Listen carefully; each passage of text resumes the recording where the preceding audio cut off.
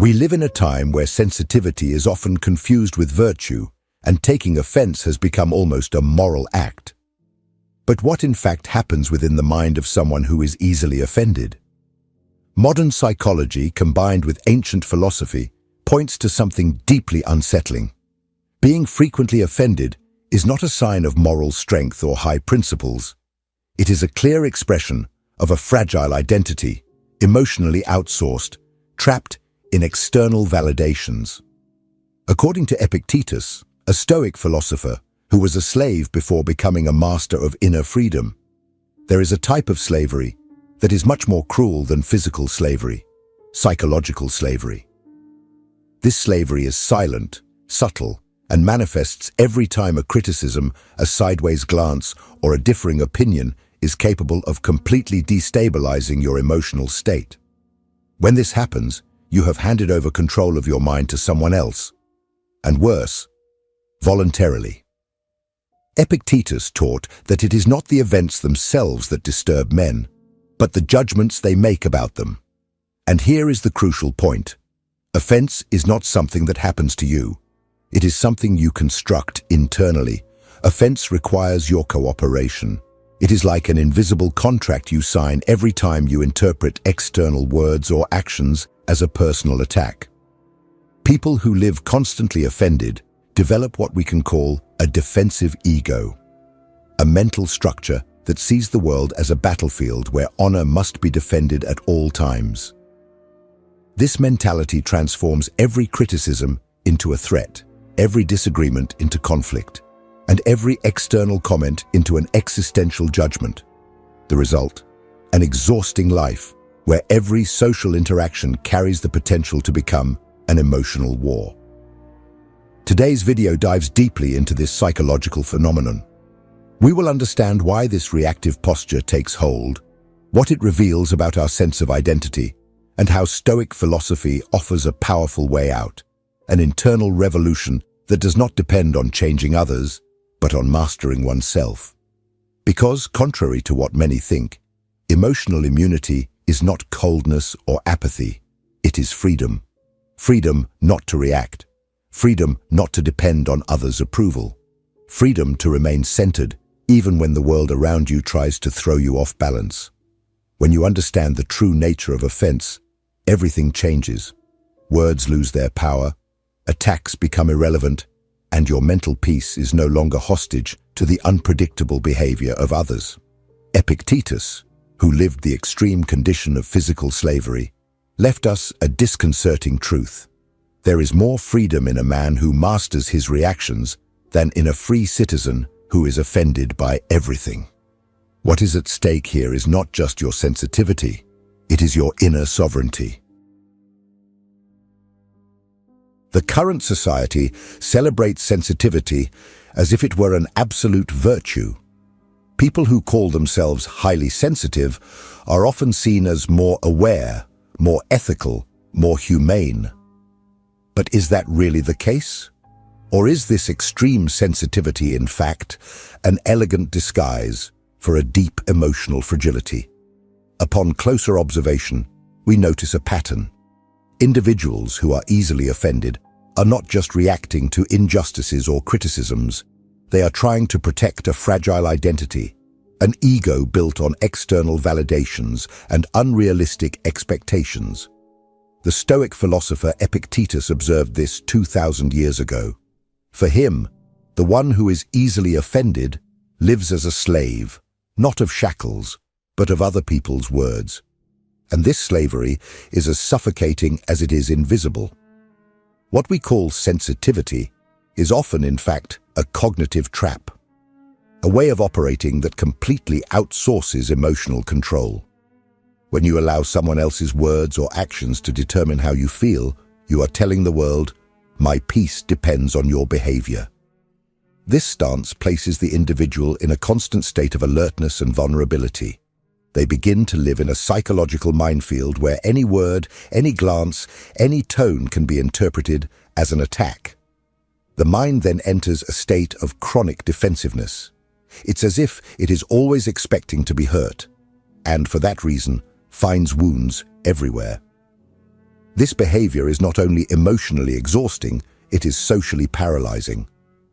People who are frequently offended lose the ability to listen to others with neutrality, to grow from criticism, or to develop through healthy confrontation of ideas. And the most alarming part, this exacerbated sensitivity has been confused with moral strength, as if being outraged by everything were a sign of character. But constant indignation is a sign of instability, not virtue. The world is imperfect. People will disagree with you, will criticize you, will ignore you, and they will do so without apologizing. Believing that your dignity depends on how others treat you guarantees yourself a life of perpetual suffering. True freedom begins when you realize that offense is not something others provoke in you, but something you allow to happen within yourself. When you understand this, everything changes. You stop trying to control what is not under your control, and that is precisely the point where the most powerful teaching of Epictetus begins. In the next part, we will explore the conceptual key that breaks this invisible prison, the dichotomy of control. Get ready to confront a truth as simple as it is revolutionary, that everything that disturbs you can be dissolved by the way you choose to perceive it. If this content is making sense to you, click the subscribe button and subscribe to the channel.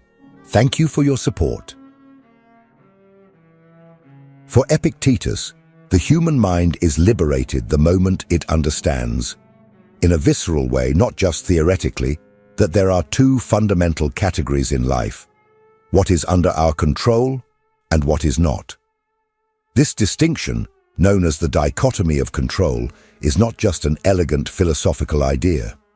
In practice, it is a weapon of mass destruction against offense, anxiety, resentment, and psychological suffering. What is under your control? Your judgments, your thoughts, your interpretations, your actions, your reactions. What is not? The words of others, their opinions, their attitudes, their feelings about you. Epictetus said, "If something disturbs you, it is not the event itself, but the judgment you have made about it." This statement contains an existential bomb. It means that no one, absolutely no one, can offend you without your active participation. You need to interpret the offense, accept it as true, and internalize it for it to have an effect. It's like an insult letter. If you don't open it, it's just paper. When you forget this fundamental distinction, you react to everything as if it were personal. A rude comment becomes a humiliation. A disagreement becomes a betrayal. A criticism becomes an attack on your worth. But all of this happens only because you confused what is yours with what belongs to others. You started treating others' opinions as if they were an extension of your identity. This is the perfect recipe for living in emotional captivity. And that's why Epictetus insisted so much. If something is outside your control, treat it as irrelevant. It doesn't mean being passive or indifferent, but rather unperturbed. This is the true Stoic strength, to remain centered even when the world around you tries to destabilize you. You don't control what they say, but you control how you listen. You don't control whether they will respect you, but you control whether you will let yourself be hurt.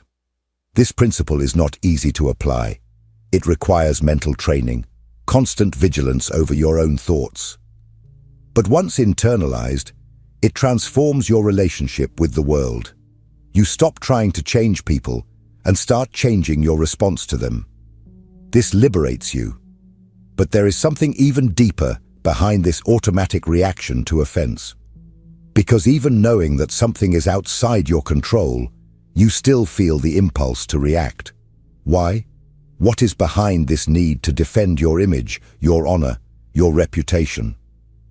In the next part, we will dissect the 3 irrational beliefs that sustain this mental prison, and how they sabotage your peace without you realizing it. Even after understanding the dichotomy of control, many people continue to feel emotionally shaken by criticism, disrespect, or judgment. Why? Because deep down, there is a set of deeply rooted, irrational beliefs that shape the way we perceive these situations. They are invisible yet powerful ideas that fuel offense like fuel feeds a fire. Epictetus precisely identified 3 of these beliefs, and understanding each one is like removing a chain from the emotional prison you may not even realize you live in. The first belief is, other people's opinions determine my worth. This is perhaps one of the most destructive illusions a mind can carry. When you believe that what others think about you affects who you are, you become a hostage to others' perceptions. If someone praises you, you feel validated. If they criticize you, you feel diminished. But Epictetus reminds us, if someone gives you a negative opinion, you are not obliged to accept it. Someone's opinion of you is a reflection of that person's mind, not of your essence. Worth is not determined by applause or boos. It is internal, not democratic. And every time you take offense, it is because, in some way, you still believe that others have the power to define who you are. The second belief is, I need to correct every wrong perception they have about me. This belief generates a silent compulsion to explain yourself, to defend your honor, to clarify every misunderstanding. You become a slave to your image, a constant vigilante of how you are being seen. And that is exhausting. Epictetus was categorical. If someone thinks wrongly about you and you try to correct it, you are giving that person power over your mental peace. You have given not only your time, but your emotional center to someone who may not even have understood your story, and perhaps doesn't deserve that effort. The third belief is, people owe me respect. This idea may seem fair. After all, who doesn't want to be treated with dignity? But in the real world, expecting everyone to respect you is like expecting it to never rain. It will happen. People will ignore you, disrespect you, ridicule you. And when you react with shock or fury, you are telling the universe, I expected everything to be under my control. But it is not. Epictetus teaches, people act according to their character, not according to your expectations. You have no control over others' behavior, only over how you choose to react to it. These 3 beliefs, that opinion defines worth, that you must explain yourself, and that you deserve unconditional respect, are the invisible pillars that support the building of offense. Knock down these pillars, and the building collapses. But knowing this intellectually is not enough. It is necessary to transform this knowledge into living practice, into emotional muscle. And that is exactly what Epictetus proposed, a psychological training that gradually develops immunity to offense. In the next section, we will explore specific Stoic practices that destroy at the root the need to take offense and build in its place a truly free mind. Epictetus was not just a thinker, he was a trainer of the mind. He did not believe that wisdom is obtained solely through reading or contemplation. For him, true emotional mastery is built through constant practice, like a warrior who trains daily before battle. In the face of offense, he invites us to develop what we will call here Stoic immunity, a mental state in which offenses not only lose their impact, but transform into opportunities for inner strengthening. The first practice is what Epictetus called the daily dichotomy of control. Every morning you should remind yourself, today, with almost total certainty, someone will criticize me, disagree with me, ignore me, provoke me, and none of this is under my control. It is a brutal but necessary reminder. Anticipating offense neutralizes its impact. You will not be caught off guard, and more importantly, you will be training your brain to react with neutrality. Epictetus recommended, deliberately visualize an offensive situation that you fear. Imagine yourself being humiliated, criticized, or disrespected, and now visualize your Stoic response. Silence, calm, clarity. Repeat this until that response feels natural. This is the art of emotionally preparing for the worst, and by doing so, you become untouchable. The second practice is the why do I care test. When offense arises, stop and ask, why does this person's opinion matter to me? Do they have real authority over my life? Do I respect their judgment? Does this criticism change anything objectively in my reality? In the vast majority of cases, the answer will be a resounding no. You are being offended by words from someone whose judgment you do not even respect. And yet, you allow that person to dictate your emotional state.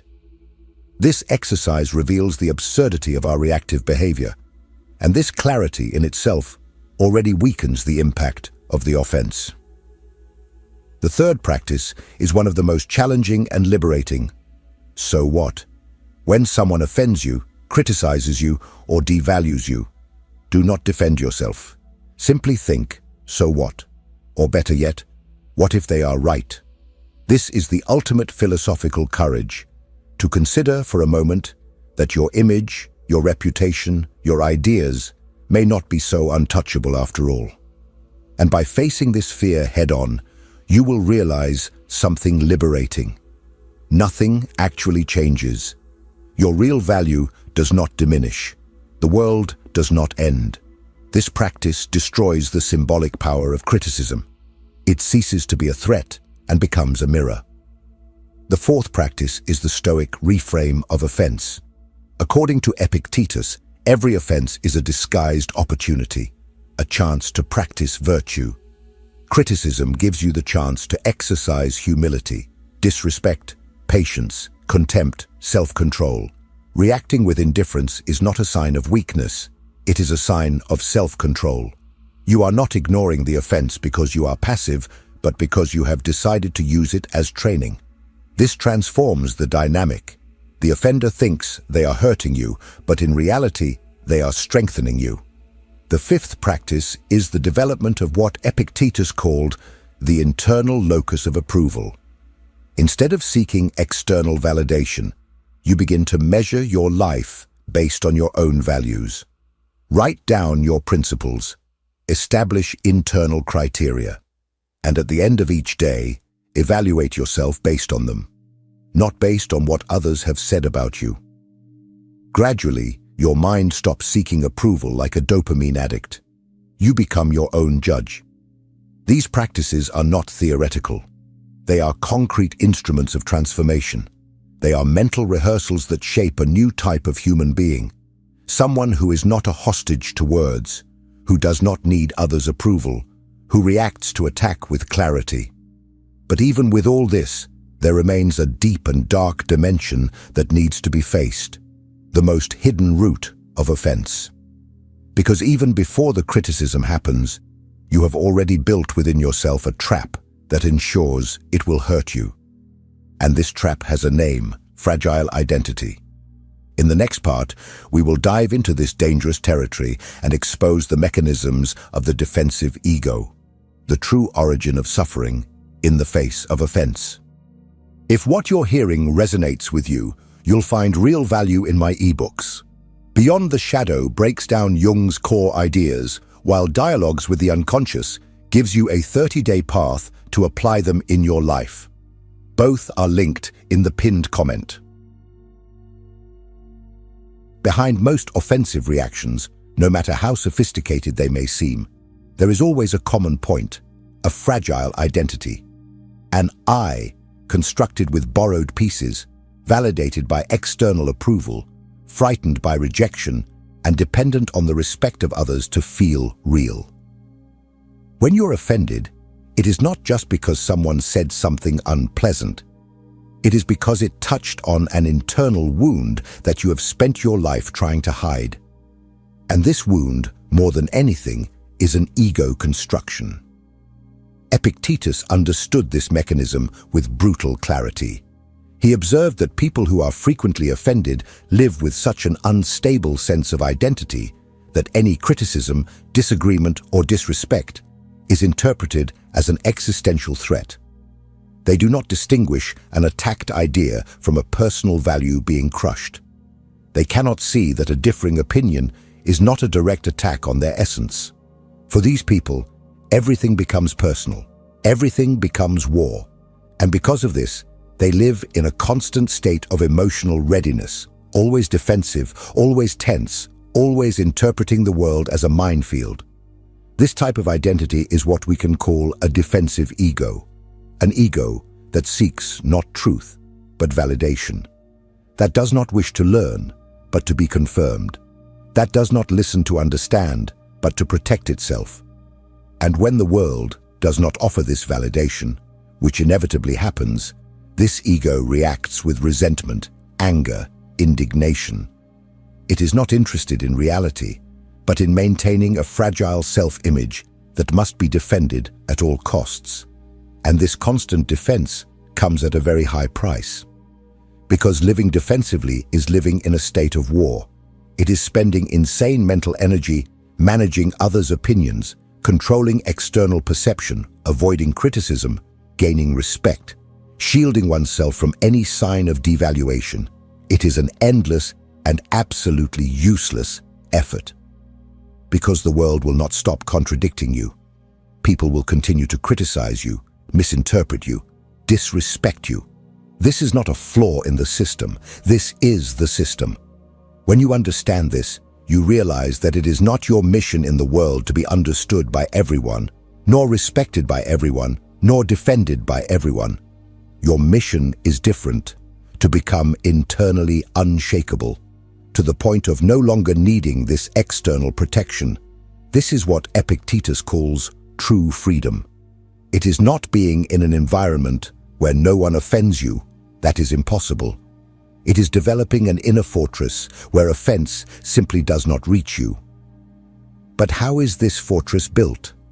How is a solid enough identity created to not be shaken by criticism, to not crumble in the face of rejection, to not react automatically to every form of disrespect? This is where the most radical and liberating practice of Stoicism comes in, the deliberate premeditation of offense. In the next section, we will explore this advanced Stoic technique where you prepare for the worst insults before they happen and transform offense into training for inner power. Imagine that you are about to be criticized, publicly disrespected, or unfairly judged. Most people would expect this not to happen, pray that no one would dare to attack them, or prepare defensive responses to protect their image. The Stoic does exactly the opposite. He anticipates the offense. He rehearses it. He turns it into a ritual of internal strengthening.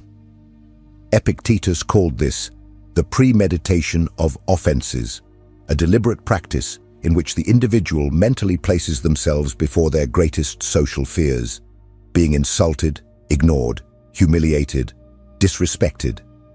He visualizes every detail of the scene.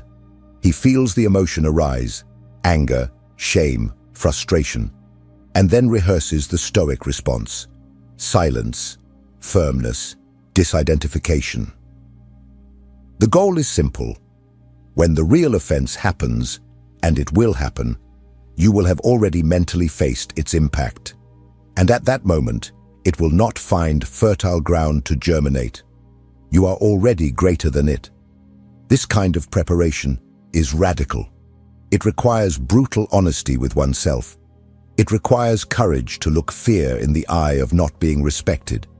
And most importantly, it requires the willingness to symbolically die, to let the fragile ego die, the need for approval, the illusion of control over others' perceptions. But by doing this, something extraordinary happens. You become unoffendable. And being unoffendable does not mean becoming apathetic or emotionally cold.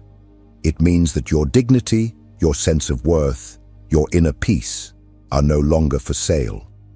People like this are dangerous because they cannot be manipulated by praise nor controlled by criticism. They are free. Their actions do not arise from the fear of displeasing or the desire to please. They arise from clarity. They walk through the world with an almost unbelievable serenity, because they have discovered something that most never discover, that the true battlefield is not the external world, it is the internal theater of the mind, and that the most powerful victory is not over others, it is over oneself. When you stop being offended, you not only save mental energy, you stop living reactively. You stop trying to manipulate others' behavior to preserve your stability. You begin to live from the inside out. You become a psychological adult. And more than that, you become sovereign over the only thing that truly belongs to you, your consciousness. Epictetus was a slave who, even when physically chained, lived with more freedom than many of us do today. He understood a brutal truth. Those who need the world to treat them well to be at peace will never be at peace. But those who master their internal response no longer need to protect themselves from the world, because they have become the shield themselves. Now I want to know from you, when was the last time you felt offended? And if you had applied all of this in that moment, what would have changed? Share your experience in the comments. Let's build a space for real reflection, without victimhood, without self-deception, just truths. And if this message resonated with you in any way, subscribe now. There's much more to come. In fact, the next video is essential. Watch it right after. It is the natural continuation of this reasoning, and it may broaden your perspective even further. Are you ready to stop being reactive and become truly free? Then continue. The journey is just beginning.